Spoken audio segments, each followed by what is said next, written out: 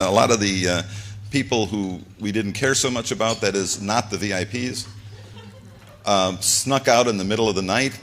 You know, they were at dinner last night and then they went to the airport or something. In any event, we're glad you're here. It's going to be a great morning. Steve always does a great job, and we're happy to have Zeta sponsoring our breakfast.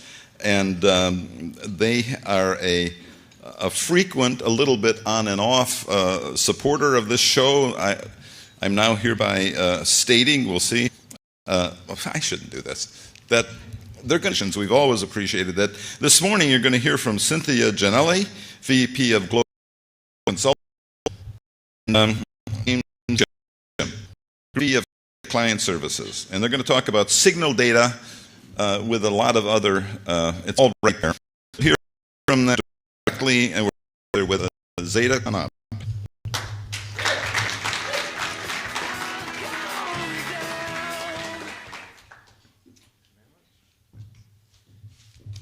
Good morning, everyone.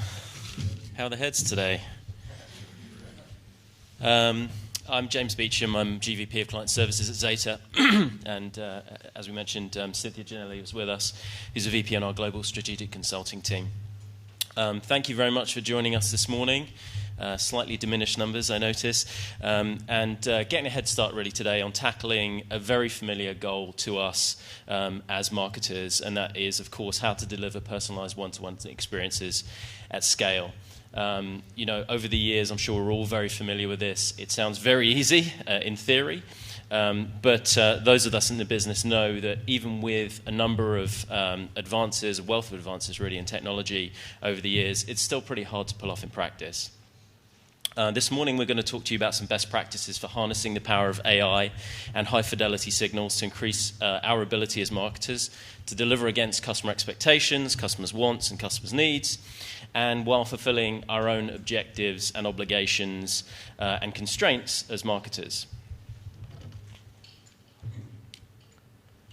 And by way of further introduction, as we mentioned, we're from Zeta. And for those of you who are unfamiliar with Zeta, or perhaps need a refresher, we're an ESP.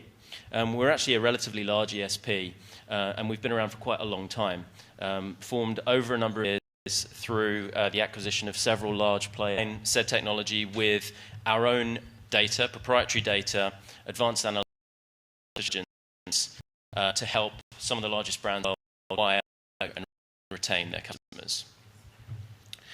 Over the past couple of years, we've been working on the latest, very much modern UI, modern back-end data architecture, and very much real-time with of rich third-party data that you can choose to overlay acronyms.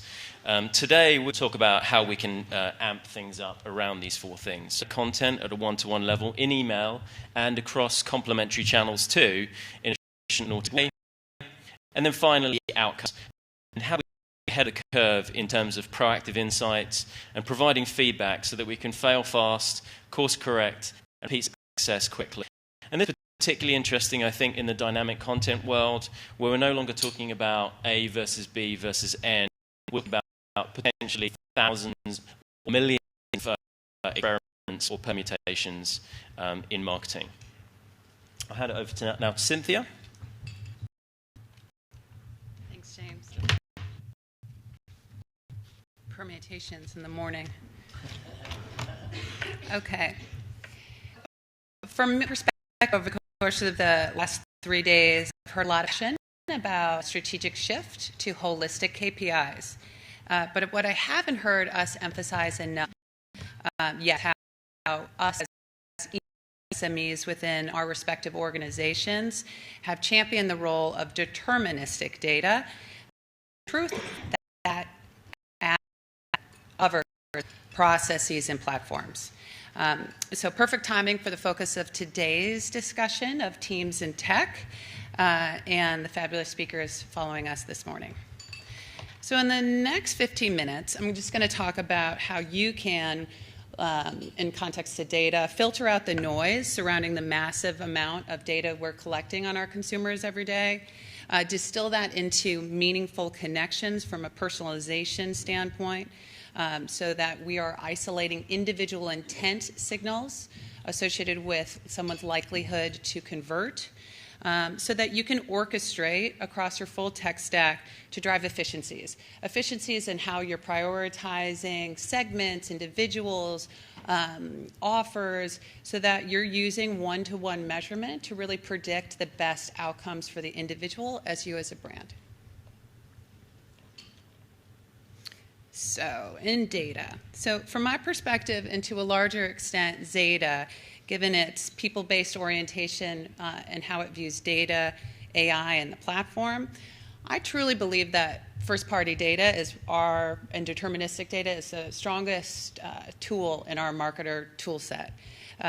It resolves identities across devices. It connects disparate offline and online transactions and behaviors, so you can really uncover the truth about your customers' preferences and their future propensities to convert. Second, it creates efficiencies in continuous conversations with individuals so that we move beyond the inbox, providing transparency in how we approach paid media extensions. And things like, just to dive into that, how do we exclude owned audiences from our acquisition team's activities so that we can connect those to lower cost channels from email, how we prioritize the treatment, be it from an omni-channel, multi-touch sequence, for those who are higher value, so that you are prioritizing your spend on those that will deliver better results to your bottom line, aligned to their lifetime value. And third, while James had mentioned the privacy and compliance rules that are surrounding all of our discussions as marketers, third-party data is losing some of its glamour due to the rise of these privacy concerns. And few marketers can really rely solely on first-party data alone to achieve the big marketing challenges and reach of their campaigns. Really be confident in our approach and how we connect with individual consumers. So that's why Zeta has a different approach in terms of how we use permission data to identify audiences, but for you guys, how we enrich audiences, how we enrich additional signals on your first-party data. And that's underpinned in a massive data cloud that we own and operate. It has scale, and what sets us apart is the data in motion. So, Epsilon was here yesterday for breakfast talking about how we can complete the profile of additional data signals on individuals. But with Zeta's data cloud, I want to point out that we have 750 million permissioned email identity-based data. And so those individuals within our data cloud are generating 2.5 billion unique users monthly. And that's a fair amount of data, web behavior, transactional data, tenants in terms of natural language processing and AI that allow us to understand on a page level, not a domain level, satisfied with the brand or seeking a usage occasion where your brand can resolve, provide a solution. And in a nutshell, it's that allows that AI power to really isolate the insights along to every point of the life cycle. Oftentimes within CRM, we look at just how we upsell and retain. But when we combine the assets of how our customers are looking from an acquisition all the way to retention, how we protect churn. These are a way that we can really have an experience of something more individualized, and complete the view of your customer's activity. All right, so decisioning. All right, I wanted to just bring this room. Fluent and Flatiron helped us with this campaign and driving permissioned audience for Campbell's at a very efficient manner, where we use the data cloud to drive enrichment and value of those customers over time. So as you can imagine, at less than $1 a can of soup, driving an addressable audience with enormous precision was, very important for Campbell's. The cost per lead, the overall return on ad spend, these are typical KPIs I'm sure that you're struggling with too. But to take it further, we were able to attribute lifetime value on their newsletter subscribers by, really enhancing the more transactional value of a subscriber opt-in to understand what their lifetime value is on their direct relationship with brand as a whole and how they could migrate her to other product categories. So just an example, Lauren, she's a Zeta ID subscriber. We bounced her up against our data cloud.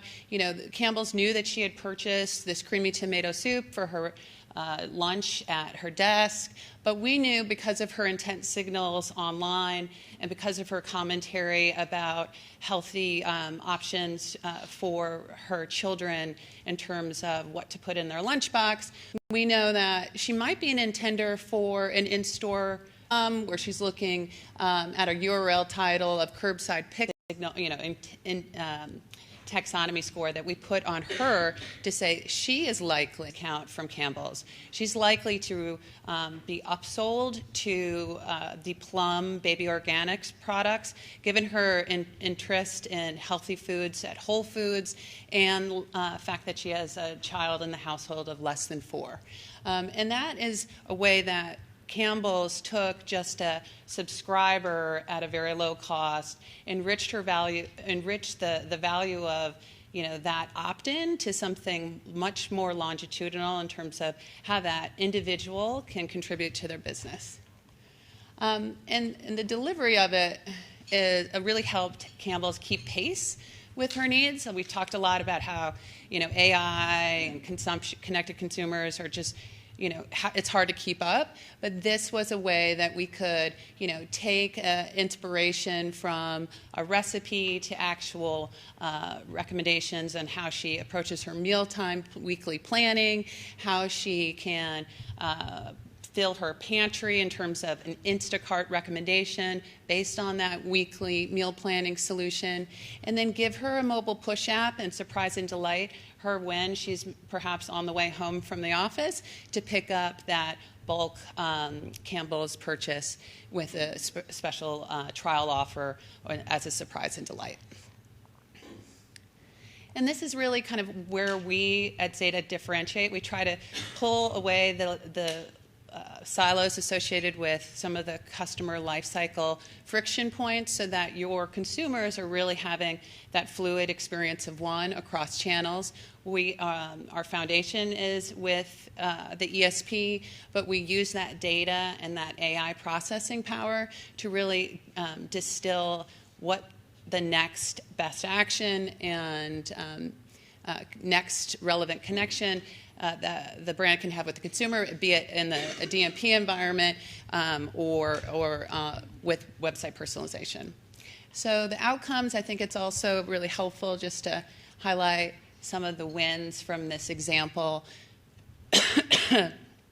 Using the data cloud, we brought down the average subscriber of Campbell's highly engaged audience within their newsletter by 7 years.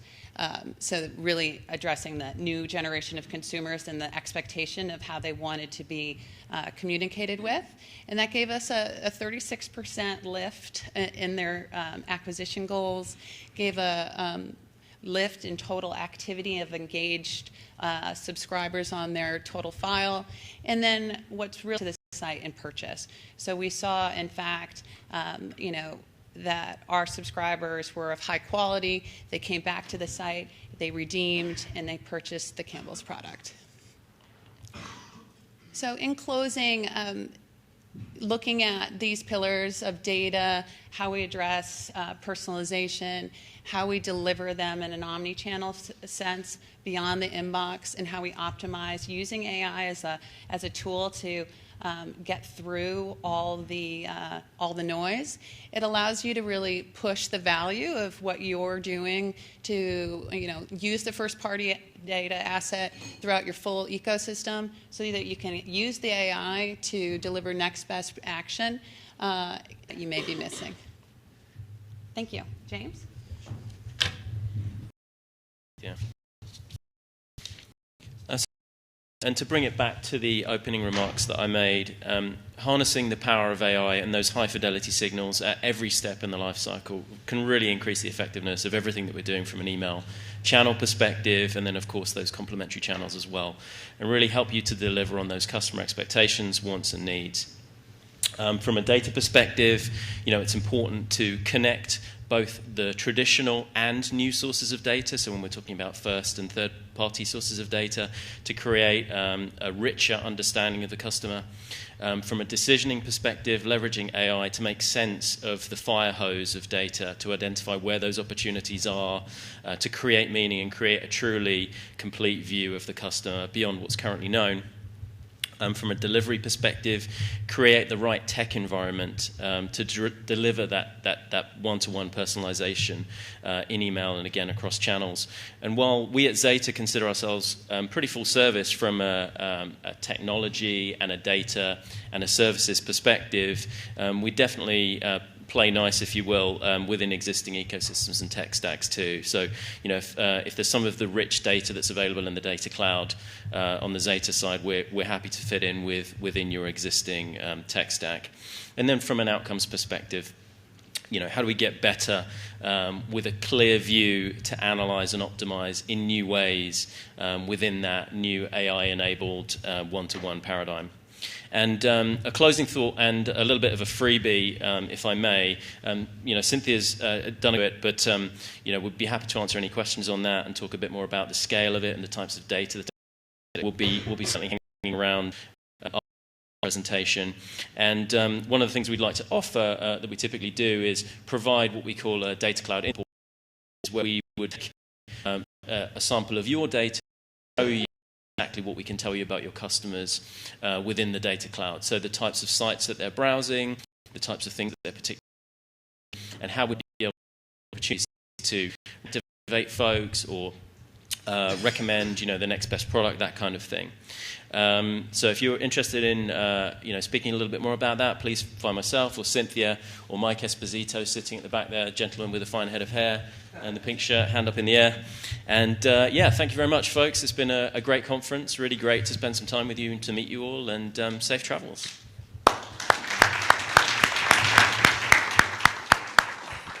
Thanks, you guys. That was great. And wow, what an offer. So, if you're interested in taking him up on that, that's a great offer and a great opportunity. So thanks, guys. That's wonderful.